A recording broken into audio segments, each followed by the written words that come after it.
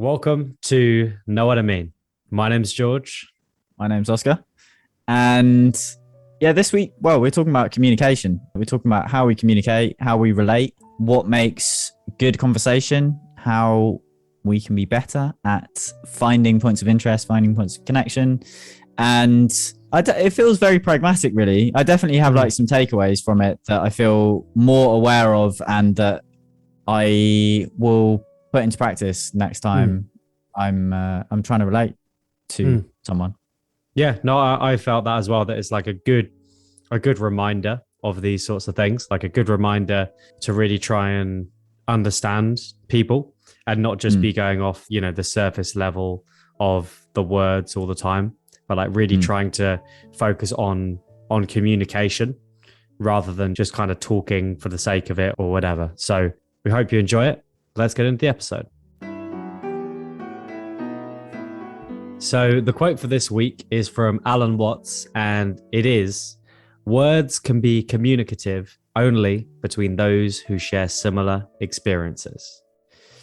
So as I was kind of looking through this quote and trying to write notes, I felt like the initial part is fairly straightforward, really, what this quote is saying. But I guess it'd be good to just clarify kind of my understanding of the quote and what it means. And the thing to clarify is that words are not the things. Words are something that we kind of attach meaning to, but there's no inherent meaning in a word. It's just a sound or a marking on paper or a screen. And those words become associated with different feelings, different other words, things that you can see in the world. And the process of learning a word and what it means is going to be, you're as a child, you're going to start to hear someone say certain words when you're doing certain actions. You're going to say learning who your dad is. If whenever you see that person and you kind of look towards them or interact with them, there's someone saying, "Look, dada, say dada," or something like that. That's how from the very beginning stages, you first associate a word with something, your representation of something. And I guess there's kind of a perfect example of how words can be very different, because if you say dad, that means someone different to different people. It's still the same word, but the meaning attached to it is different because it's like you're picturing your own father in that context. So that's kind of an example of how they can be different. I'd be interested to hear what you first thought of with the quote. So I guess with that, you're getting at, since words have subtly or not so subtly, there's differences with the connotations that you have with particular words. You're only really communicating in the way that you intend with people with similar word associations, similar like meanings and kind of context to yourself. Yeah, like if you said something like, "Oh, that's such a dad thing to do," that would mean something very different to different people who've had very different experiences of father figures. Yeah, I thought about that. It's interesting that I guess that is the crux of it. I'd say the association with words is definitely quite micro. That's it in its smallest form in a way. Yeah. The thing that I had associated with this, or the meaning that I put on this quote, was that basically you're able to communicate most accurately with people who have a similar sort of frame of reference. For example, I can communicate most effectively, seemingly, with people who are from the UK because we have the same language. We also have a lot of the same, particularly people of my age. We have a lot of the same references. I don't need to over-explain things for people to understand what I'm talking about. And so my communication can be effective with those people. I suppose another translation that I thought of with this one was, you can only hear what you have the framework for. You can only really be receptive to what you have an existing framework for. And I feel like it's one of these, like an idea like that, I can imagine some people reacting to this quote quite badly. And I think that an idea like this, that, really the associations you have with certain things is what shapes your experience of communicating about that thing, it's kind of what we talked about before of like some people having the belief that there are really objective meanings to things, that things just have quite fixed meanings. So I don't want to get too kind of unclear about this, but since we talked about dads, let's just go with dads. It's like you could easily say to someone like, oh, everyone's got a different view of dad, and someone will be like, well, no, not really, because objectively, like we're talking about the same thing. It's a label for a father, and like therefore, you know, the word dad, it means the same thing whoever you say it to. It's objective. It's got objective meaning. It's quite simple, but that would be forgetting the fact that a lot of people grow up without a dad. A lot of people's dads have passed away. A lot of people have had dads that have been very difficult people, potentially abusive people. And so when you hear the word dad and when you talk about dads, then you're going to have a lot of emotional things going on, and your whole sense of that word is really shaped by your past experience of your association with your dad.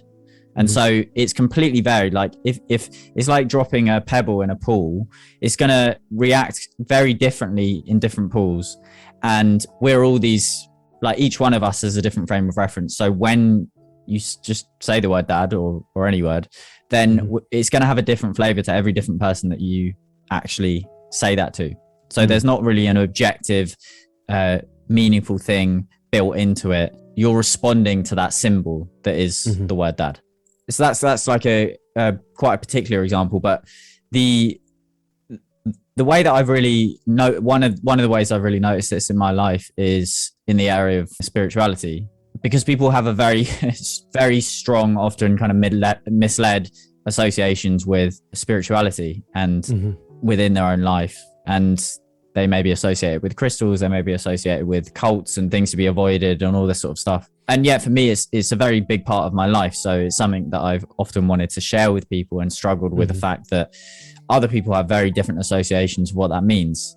And not only the word spiritual, but the whole area of introspection, of looking deeply into what's going on, of seeing that there's more than immediately meets the eye in life, you know, that there is very like alternative ways of seeing things that all come in this realm of spirituality and spiritual experience.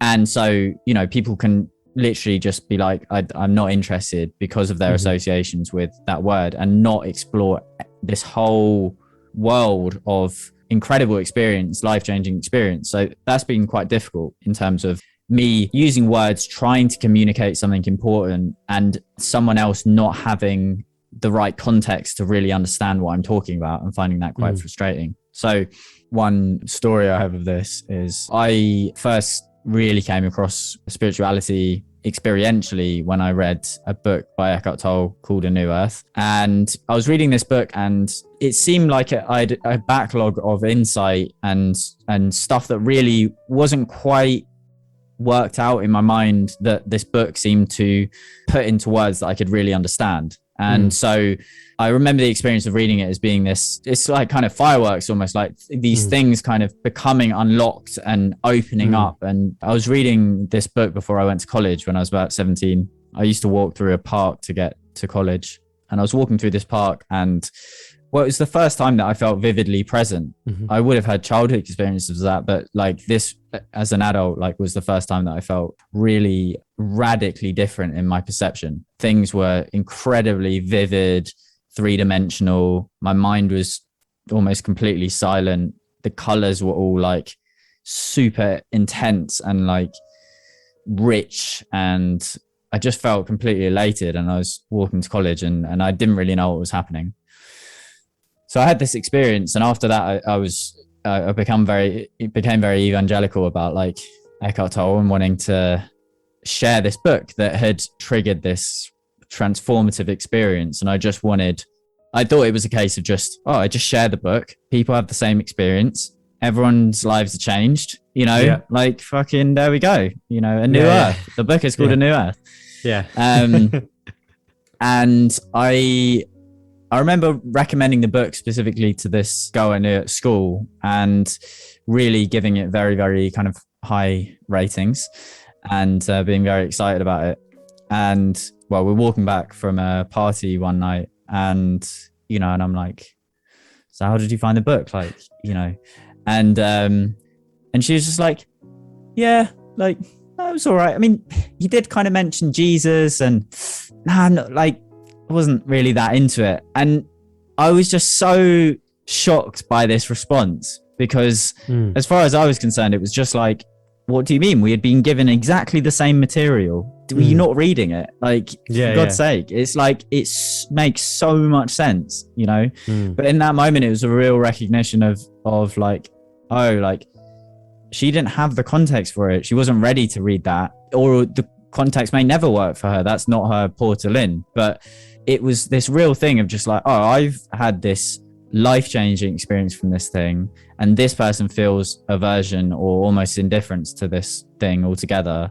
Like, they're literally worlds apart with the same thing, same book, worlds apart, and we weren't able to communicate. We weren't able to have this shared context that I was so yearning for.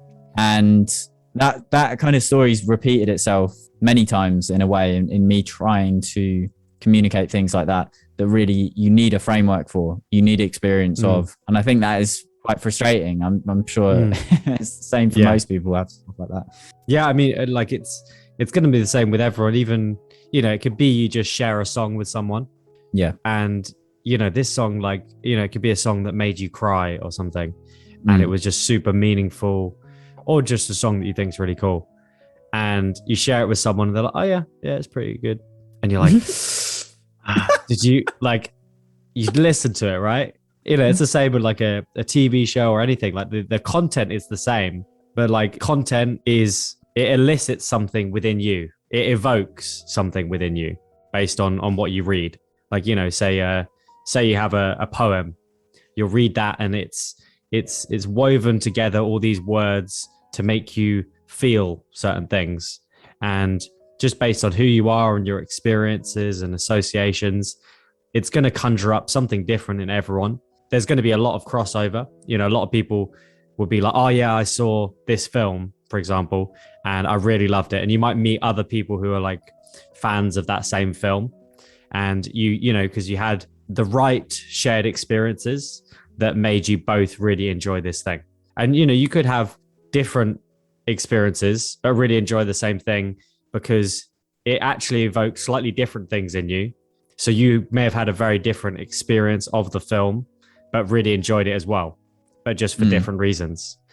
So I think that's like a really amazing thing about art that people create, is they're just creating like a stimuli, and you perceive that, and then that evokes the art within yourself. It's not an external thing. The external thing is the marks, but the feeling and the interpretation, that always arises within yourself.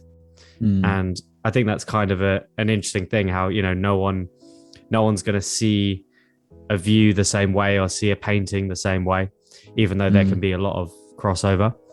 And I think, kind of relating to what you've said, I've definitely found that, especially within the last sort of year or so, I've got better at like not trying to force my own opinions, or like not trying to get people to watch things. I've kind of given up a bit on that. Like, I'll only do it occasionally if I really do think that it's something that this person will like, or if it's relevant to something they're trying to do. But I do it so much less, because it's just, I know when people do it to me sometimes, like if it's someone who, I don't know, sometimes people share like a funny video or something, but like if someone's telling me to like watch some like TV show or something like that, I'm like, oh, don't put that on me. Like, I don't want to have to like get into it. Do you know what I mean? So I think it's good to try and like not always force your interpretations on people, and trying to just enjoy my own experiences of art and words and what people are saying,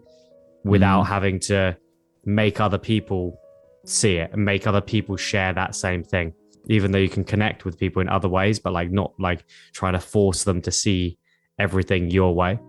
Yeah, I know that this has been a sticking point for me in that, because it's about expectation, isn't it? It's like, because I think it's that there's something very sweet and kind of innocent about it, of just genuinely wanting to share something that you found very joyful. So there's that in there. But also there's a lot of expectation about, you do have an agenda with how you want people to react. You're not like just totally open to them interpreting as they want. Yeah. You want them to enjoy it in the same way that you did, ideally. Or if not that, you want it to be very moving for them anyway. And that, I think that's the combination that causes the suffering, is, you know, like something very sincere and just wanting to share, because that does feel really nice when you know, if you find something really funny, you just want other people to see it, because it's you're just like, I want to share this joy with you, you know. But you're not giving that freely and letting it go. You're giving it with an agenda that it has to be reacted to in a certain way. One way that I find that in my life that has actually been quite difficult is it with gift giving. And, you know, and I use the word gift quite broadly here. But for example, like if I'm cooking dinner for my girlfriend, a part of it is a generous act. And a part of it is that I really want to be thanked for it. You know, I want it to, you know, I really want it to go down well, and I want it to be appreciated. So it's both like this sincere openness and just wanting to give, and also this agenda and desire for it to be received in a certain way. So it's got both going on. And I know that I find it really painful when I've cooked something and maybe Imi doesn't come back to eat it in time or something like that. And I've invested in this thing and now it's not being received in the way that I wanted it to be received, or whatever. Maybe she doesn't like it or whatever. But like it is interesting, this thing of, what do we expect when we're trying to communicate? When we're trying to communicate experience, like what is it that we're actually wanting back in those moments? So another kind of side of this that I found is trying to not be as focused on just the words that we're communicating with, and trying to really trying to communicate, like really having that as an intention to communicate with someone.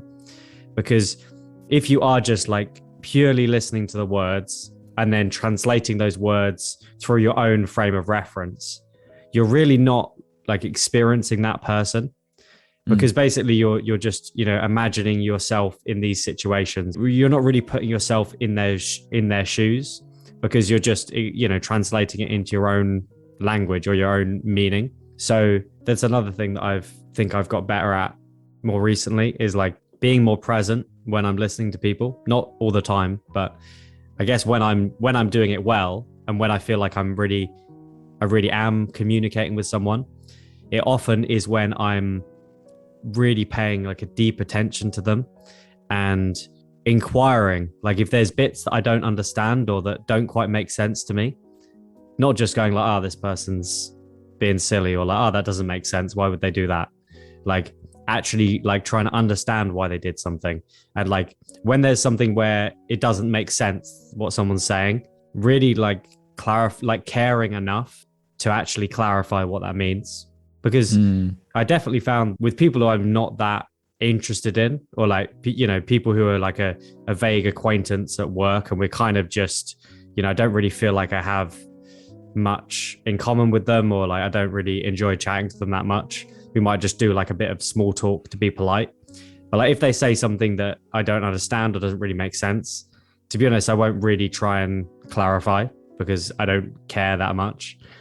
But when I'm having a conversation where I'm really engaged and really communicate with someone, it feels really good to like understand exactly what this person means, or as close as I can, and to really pay attention and take in, you know, their body language and how their mood changes as they talk about different things, and just digging deeper into it. And it can be so interesting to think of communication more like that, rather than just on this level of the words.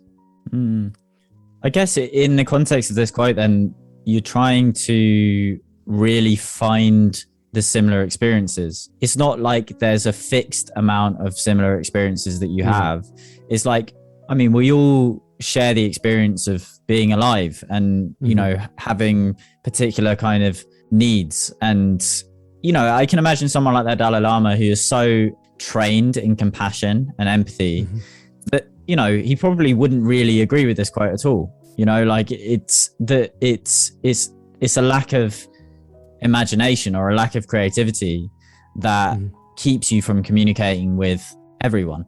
That there is the potential actually to have, you do have shared experiences with everyone, but as you say, it requires more effort with some people than others.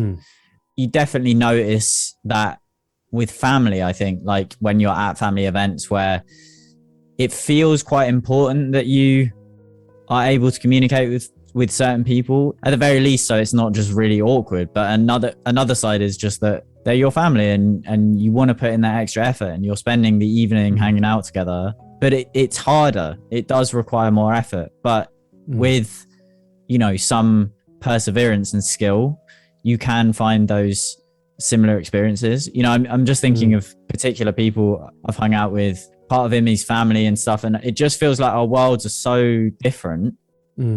Like they're really just totally different universe in a way, like all of our frame of references. But it's like, I think it's a really interesting area of the skill of finding shared experiences. It is so nice when you spend a bit longer and you're kind of pushing through that, like that feeling of just like, oh, I just want to get out of here. I want to talk to someone else. I want to talk to someone that it's easier to talk with. And you persevere, and then you might just hit a place of kind of real interest for that person or like a passion, and they're able to start to open up at that point.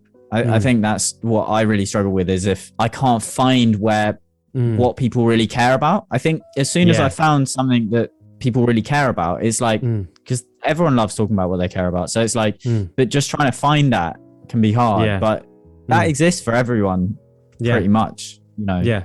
And I think the key to really understanding people who have had different experiences is kind of building up from one to the other. Maybe if they don't understand one thing, then kind of building it up of like, oh, it's a little bit like this and a little bit like this. And like, oh, have you ever done something like this? And like, that's how it really goes. Like a conversation where you're really trying to understand something or to communicate something that might be kind of tricky is it takes a lot of moving around and like trying different things, different tactics. Like if you ever tried to explain something, maybe you're teaching someone something and it's something that's, relatively out of their grasp or something that's, quite tricky for them to kind of understand, then you really need to find all these different ways that you can talk around this subject and different analogies and try and find, say something, okay, this isn't really working. Like maybe they haven't, if it's like a math problem or something, you start trying to explain one thing and you see like, actually they're more confused because they didn't understand the other thing that you're trying to use to explain it. So you've got to find another metaphor or another way of explaining it, or maybe you need to write it out. It's like baking a cake or something. You're finding all the ingredients that make up this experience or make up this thing that you're trying to communicate. And that's the same way that a dictionary functions, but in, just within the realm of words. So, if you look up the dictionary definition of something, obviously it can't just show you a certain feeling. You look up the definition of something and it will say like, it's like this, but if you're like this, or like it's, you've got to use different words and hope that the person understands those words. And if they don't understand those words, then you've got to go, okay, let me find the definition of that word that was used in the definition. And you can kind of keep going on, and it's like a spider web of connections.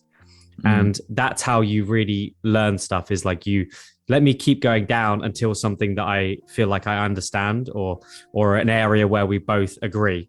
If you take this on a larger scale of, say you're having like a political discussion with someone, you might want to take it down to, let's find where we both agree. Most people, whatever their political views, will probably say that they want to make the world a better place. And beyond that, some people might not, but a lot of people will say like, yeah, I think it would be better if we could make the world a better place. That's like a very base thing to believe. And then from there, you'll get into technicalities of what's the best way to do that. And that's probably where you're going to start to diverge with different people who have different values. But when you're trying to really understand someone and even either change their mind or change your mind or just understand where you differ and perhaps who's right or who's wrong, or just, it might not be as simple as that when it's something to do with values, when there's not really an objective truth. It's more about trying to understand, these topics and what these things mean. So yeah, I think that's kind of a good practice for doing it, is kind of trying to get to the level where you're like, right, we agree on that. Let's see how we can build on that and cross-reference different experiences and different words to try and communicate to get to roughly saying the same thing to each other. Yeah, for sure. And I like that in a way with the way that the conversation's gone, then I feel there's more clarity. It's a bit more pragmatic in a way of, I mean, it somewhat counters this quote of words can be communicative only between those who share similar experiences. It's just like, that might be true on one level, but actually with perseverance and, like a sincere desire to actually communicate with someone, you will find a way. The world's very, very complex, and there's so many different facets that you could potentially connect on, there's so, and also like this, we won't kind of spiral this off into too crazy a thing, but like on a foundational level of how things are built up, like there's so many similarities really with like how things are actually structured, like, and I don't know what that's really about, but it's sort of like when you look at a tree and its branches, and then it sort of looks like a lightning bolt when it's like, if you take a photo of a lightning bolt and how it kind of branches out, it sort of looks like a tree. And then if you look at lots of other things in nature, it's got that same form of kind of gnarly branching out. And you can see so many kind of how it's replicated in so many different ways. It's just a way things grow. Or like you drop a pebble in a lake and then it's the ripples are circular, just as like a tree trunk is circular and it goes in rings and things like that. There are certain, like that's an example in nature, but there's a lot of patterns and similarities with how things are built up. And it's the same with, I don't know, trying to think of an example now is going to be impossible, but in I don't know, whatever you're talking about, like if you're talking about business, if you're talking about, it's going to be structured in very similar ways often. And therefore the crossover really is there to be found. Like if you just think of, I don't know, having an experience of not getting what you wanted. You really wanted something to happen and it didn't happen. Like that is the core. That's something that you could have completely different examples of that, of what you wanted to happen and what didn't happen. But that feeling of really wanting something and it not happening, that is the shared part. And you can relate through that the same way you could have an experience of having an awesome day. And that can mean something very different to different people. But it would be interesting to hear what someone's definition of an awesome day is. And, everyone's going to have those experiences. When you don't get too specific about like what that person's income is or what language they speak or anything like that, there's going to be a lot of very shared human experience that we can relate on. Yeah, I'll definitely have to think about this next time I'm in a really difficult, awkward conversation with someone. Just being like, there is a way. There is a way to communicate with this person, sitting around and, those people that just kind of feel like black holes of conversation. Yeah. And you're just like, oh my God, this is so fucking hard. But it's like, it's like, there is a way. You share a lot of human experiences and it's just, it is possible. Yeah. Yeah. Nice. Well, that seems like a good moment to move on to the quote for next week. Yes, it does. What you got? This quote is by the person who wrote Atomic Habits, James Clear. The quote is, how much overlap is there between what you say is important to you and how you spent your attention over the last month? Nice. Oh, that's a good one. I'm up for good. That. I'm quite excited to do a little audit. Yeah. I think it's a good one to talk about because it's like, shit. Okay, let's really. Yeah. Let's look into this. And you're gonna see just how flawed me and George both are. We don't do any of the stuff we talk about on the podcast. Yeah. All right, I'm just gonna go and like troll some people on Twitter and and just like till 5 a.m. Yeah, and ignore all your family friends when they're being boring. Yeah. Yeah. Yeah. Yeah. Right. Well, if you've enjoyed this episode and you're generally enjoying the podcast, it would mean a great deal if you can share it with someone you love. Or even a boring uncle. Yeah, a boring uncle. Maybe this is the perfect episode for that boring uncle. If they listen to it, maybe they'll become more interesting. You have better conversations with them. Well, you have a definite point of relation if you can guarantee that they listen to it. Then you know you can just talk about this episode basically. And hopefully that boring uncle won't be too boring about how he speaks about the episodes. There's no guarantees there though. Might still have very monotone. Tell him not to listen to the end part of the episode. Get him to stop before the quote for next week, and then just be like, oh no, you don't want to listen to that end bit. It's always repetitive. They always say the same thing. So just but if you could share it, that would be amazing. If you want to get in touch about anything, then you can head to our Instagram, which is 𝗷𝗲𝗿𝗿.podcast, or drop us an email, which is in the description for this episode. Much love. Thank you so much for listening. Thank you to all our regular listeners. Seeing those listens come in every week consistently is lovely, and we love you. And we'll see you next week. Awesome. Have a good week, guys. Peace.